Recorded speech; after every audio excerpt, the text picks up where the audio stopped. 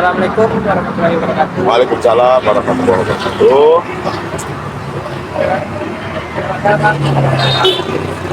Saya di sini mewawancarai berkaitan dengan peran latihan master terhadap kehidupan masa berarti. Seperti yang kita bicarakan ya, pada waktu observasi kemarin. Di sini saya ingin menanyakan ada 7 poin yang ingin saya tanya Bapak. Sebelumnya Pak, dengan siapa saya bicara? Perkenalkan, nama saya Muhammad Haji Satria. Saya adalah pelatih di Tapak Suci Klub UAS, di klub Tapak Suci UAS. Untuk tingkat pelatih saya sekarang berada di tingkat kader muda. Dan alhamdulillah sudah sekitar berapa bulan ini saya melatih di klub UAS. Saya Bapak sebelumnya Bang mau meminta izin untuk merekam acara pada sore hari ini. Poin yang pertama yang ingin saya tanyakan itu Konsentrasi. menurut apa kendala terbesar Adil dalam menjaga konsentrasi pada saat menjelang atau saat pertandingan? Apa Kendala terbesar problem atlet ketika akan melaksanakan pertandingan? atau menjelang pertandingan? Menjelang pertandingan. Menjelang pertandingan ini kan bisa diartikan hampir 1 minggu pun menjelang. Yang paling trouble pada diri atlet itu sebenarnya banyak. Tapi yang paling utama, musuh utama para atlet yang saya lihat itu adalah handphone. Gadget itu sangat mempengaruhi bagaimana kinerja latihan atlet, bagaimana kinerja persiapan atlet menuju ke pertandingan. Jadi alangkah baiknya saya sebagai pelatih juga sudah mencoba trik ini untuk membatasi atlet dalam menggunakan handphonenya.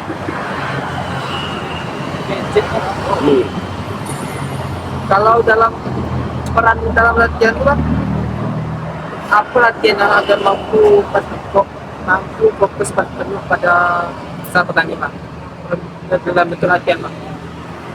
Hal yang membuat fokus dalam bentuk pertandingan. Latihan apa yang membantu kefokusan atlet dalam pertandingan? Ya, fokus ini kan sebenarnya susah dicari ya. Awal dari membentuk fokus atlet itu dasarnya adalah disiplin terlebih dahulu. Ketika atlet sudah mulai bisa berdisiplin, ketika dia akan bertanding, maka dia akan berusaha untuk fokus. Tapi kalau atlet belum bisa berdisiplin, saya yakin dia ke dalam pertandingan akan susah untuk fokus. Kemudian pola latihan apa yang kita terapkan sehingga atlet bisa berdisiplin, sehingga akhirnya tujuan fokus tadi tercukupi. Kita bisa menggunakan pola atau mungkin pola yang sesuai dengan misalnya pola latihan asliwa. ya betul. Bentuk kefokusan memang ini salah satu termasuk yang amat susah dibentuk dari seorang atlet ya, kefokusan. Mereka masih banyak mendengarkan atau melihat hal-hal yang lain daripada pelatihnya ketika fokus. Memang bina suasana dari seorang pelatih itu adalah salah satu faktor yang membuat atlet untuk bisa fokus. Gampangnya mungkin dari faktor visual ya, pola latihan visual dan mencontohkan, dan pastinya harus ada ketegasan dari seorang pelatih untuk menerapkan disiplin sehingga akhirnya si anak tadi atau atlet tadi dapat fokus dalam pertandingan. Itu poin yang kedua Bang, itu tentang emosi Bang. Apa saja bentuk emosi yang paling sering dialami atlet pada saat pertandingan?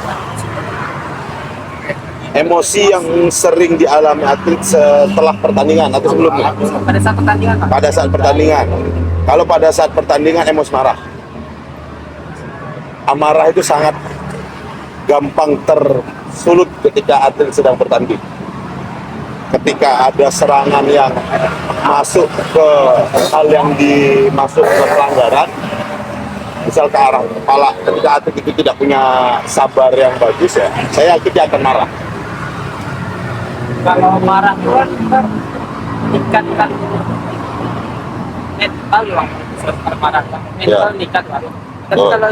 kalau seperti cemas itu ada sering terjadi cemas, gugup, takut. Ada, pasti ada. Cemas dan gugup itu pasti ada. Itu salah satu trouble yang sering dialami, tapi bukan trouble utama.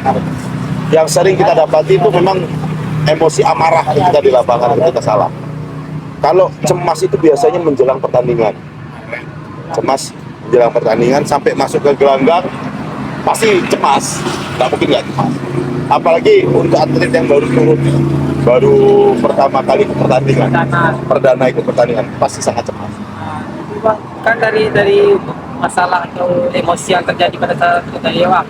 Nah, sebagai pelatih apa strategi apa untuk mengendalikan emosi tersebut? Bang? Tingkat kecemasan atau Mengendalikan emosinya. yang tadi, yang marah tadi, yang cemas tadi, yang takut, emosi. Biasanya Gimana cara mengendalikan? kami sebagai pelatih sering melakukan refleksi diri ketika menjelang pertandingan untuk meningkatkan kepercayaan diri seorang atlet. Dengan istilahnya nasihat dan motivasi dari pelatih, dengan menggunakan metode sugesti dari seorang pelatih, itu bisa sangat membantu untuk atlet menghilangkan rasa cemas atau meningkatkan kepercayaan diri dari seorang atlet tadi. Itu kan tadi abang menyebutkan ada atlet yang pemula dan ada atlet yang sudah berpengalaman lah. Ya, Di antara dua atlet tadi dua, apa perbedaan pengendalian emosi yang berpengalaman atau belum berpengalaman? tentunya yang sudah berpengalaman dia akan lebih gampang untuk mengontrol emosinya karena dia sudah punya jam terbang, sudah tahu bagaimana cara kontrol emosi. Tapi tidak menutup kemungkinan atlet yang sudah berpengalaman pun akan kesusahan dalam mengontrol emosi. Jadi gampangnya untuk pengendalian emosi tadi harus memang dari pelatih sering-sering memberikan motivasi dan memberikan rasa percaya diri terhadap atlet tadi. Untuk tingkat kecemasan sebenarnya sudah pasti yang atlet baru pertama kali tanding tingkat kecemasannya lebih tinggi. Tapi tidak menutup kemungkinan atlet yang sudah berkali-kali tanding pun pasti ada rasa cemas. Kalau masuk ke juga tentang pembelian psikis, bagaimana cara abang sebagai pelatih membantu atlet agar yang mengalami tekanan mental atau kehilangan semangat setelah kekalahan? Bagaimana cara memulihkan? Pertama saya akan tampar mental atlet tadi. Faktor kekalahan itu ada banyak. Salah satunya adalah dia tidak mengikuti arahan coach yang ada di pojok gelanggang.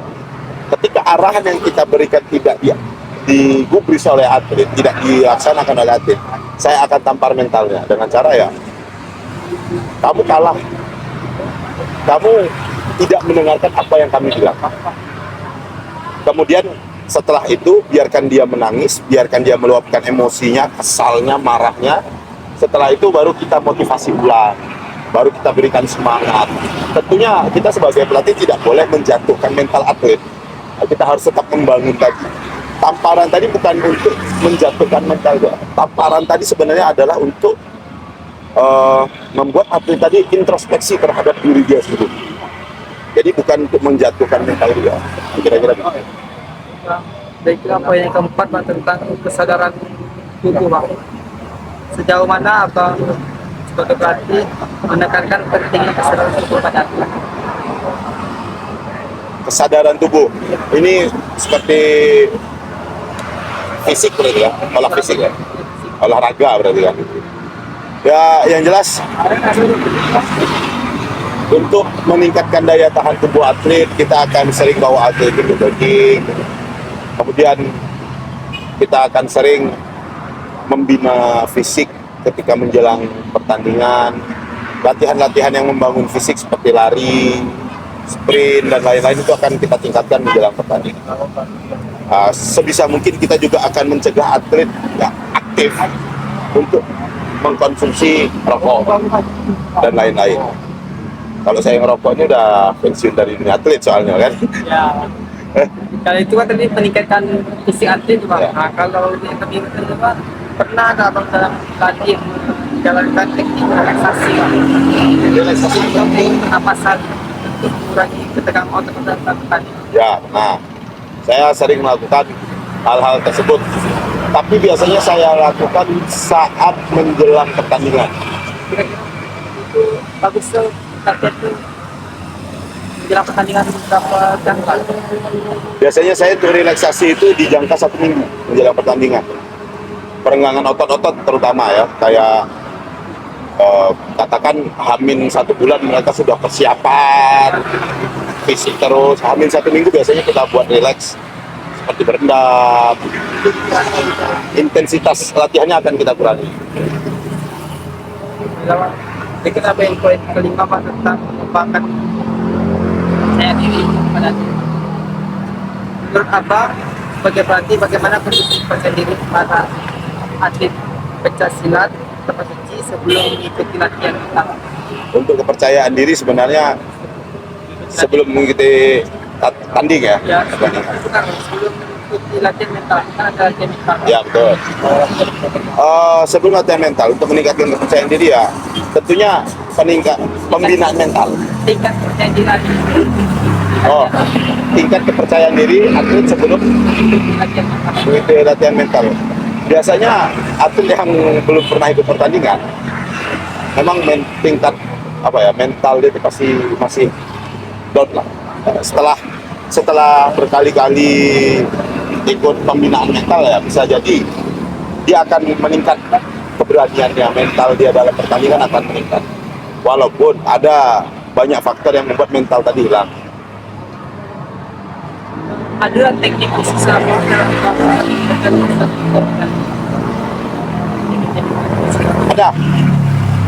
Ada beberapa hal yang saya lakukan untuk meningkatkan rasa percaya diri atlet. Salah satunya misalkan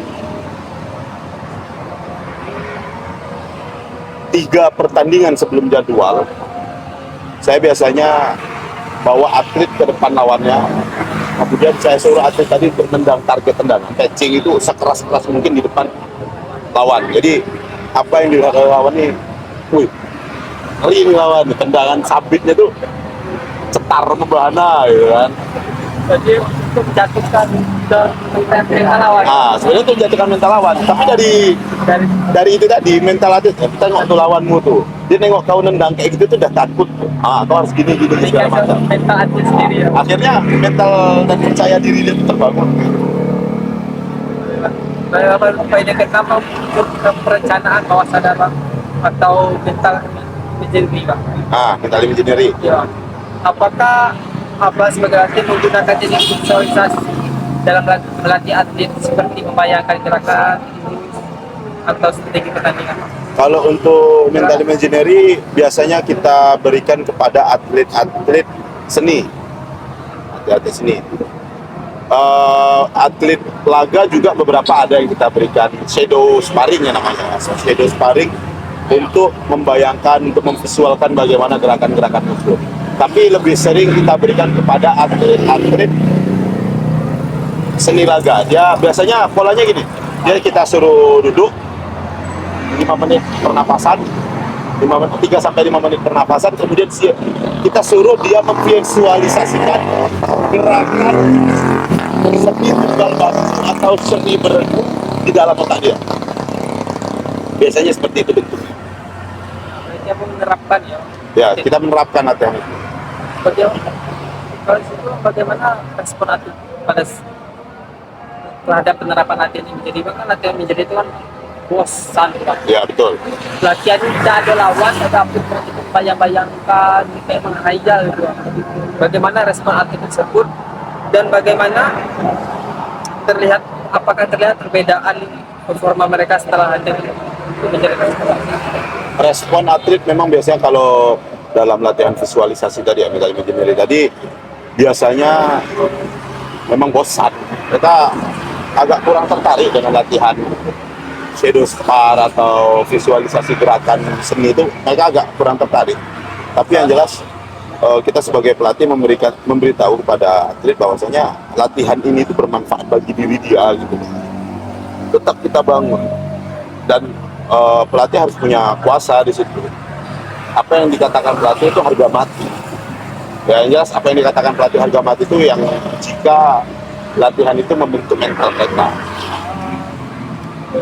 Terima kasih Bang, pikiran banyak itu Bang tentang eksperimentasi pemikiran Bang. Bagaimana cara Abang membantu atlet mengubah pikiran negatif Bang? Contohnya itu pikiran negatif itu Bang, misalnya takut kalah atau tidak mampu Bang. Mengubah pikiran tersebut menjadi pikiran positif Bang. Saya akan mengubah, ini sudah saya terapkan, saya akan mengubah kata-kata ayo kamu bisa, jadi nikmati prosesnya. Jadi atlet tidak fokus kepada hasil apa yang dia dapatkan, dia lebih fokus untuk melatih dirinya, dan hasil yang dia dapatkan adalah hadiah dari proses yang dia laksanakan. Itu pola yang saya lakukan di sana. Pada saat Ya, yang mengubah pikiran itu untuk berubah pikiran negatif, karena artinya biasa gitu tuh, negatif nih pikiran, takut kalah apa segala apalagi macam.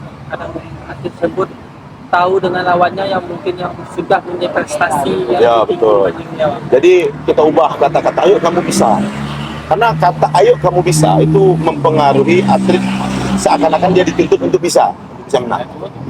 Nah, itu akan saya rubah dan sudah saya praktekkan dengan kata-kata nikmati prosesnya. Nah, bagaimana prosesmu, itulah hasilnya. Bebas satu pertanyaan tambahan yang saya tanya pribadi ya. Nah, ya. Sebagai pelatih Bang, kan dalam latihan juga biasanya kita tuh Bang, sebagai saya sendiri Bang pengalaman Bang, kalau latihan tuh Bang awalnya tuh Bang merekrutkan anggota Bang, awalnya rame Bang, Ya. kelamaan sepi, tidak lagi yang minat. Bagaimana Abang menkonsistenkan latihan tersebut supaya kan faktor yang orang kurang pasti bosan dalam latihan Pak. Bagaimana Abang membuat latihan yang tidak bosan menjadi supaya mereka tertarik Pak, tidak Oke, ada latihan. jadi gini, yang perlu kita sadari, latihan bela diri ini ketertarikannya tinggi, tapi tingkat konsistensinya yang susah banget. Katakan waktu saya dulu masih di Jawa, latihan pertama kali latihan habis merekrutan itu yang daftar 200, yang bertahan itu hanya 80. Kenapa? Karena itu seleksi alam pertama, seleksi alam. Ada yang merasa tidak sanggup, ada yang merasa bosan dan segala macam. Untuk faktor tidak sanggup memang kita tidak bisa maksa. Nah, biarlah.